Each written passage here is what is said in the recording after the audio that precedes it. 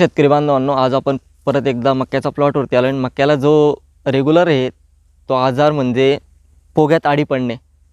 मग बरेचसे शेतकरी विचारतात, सर आम्ही हे वापरलं ते वापरलं पण ते काही सुधारायला तयार नाही आहे.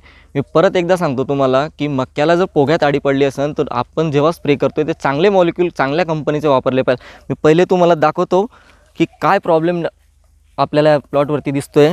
तुम्ही जसं बघू शकता, ह्या मक्याचा याचा ती पोग्याचा पूर्ण प्रकारे आडी पडली आणि त्याच्या प्रादुर्भावाने पूर्ण झाडाचे पानं बघा पूर्ण कतरलेले आहेत.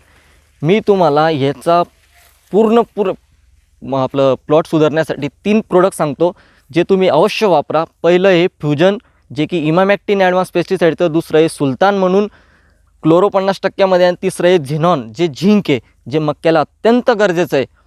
तिन्ही प्रकारचे मॉलिक्यूल तुम्ही घ्या. त्यांचं प्रमाण मी परत एकदा तुम्हाला सांगतो. फ्युजनचं प्रमाण आहे 10 ग्रॅम पर पंप, सुलतानचं प्रमाण आहे 25 ml पर पंप आणि झेनॉनचं प्रमाण पण 25 ml पर पंप. हे तिन्ही औषधी मिळून तुम्ही एकदा फवारणी करा तुमच्या क्षेत्राला आणि मग रिझल्ट बघा आणि मग आम्हाला सांगा. धन्यवाद.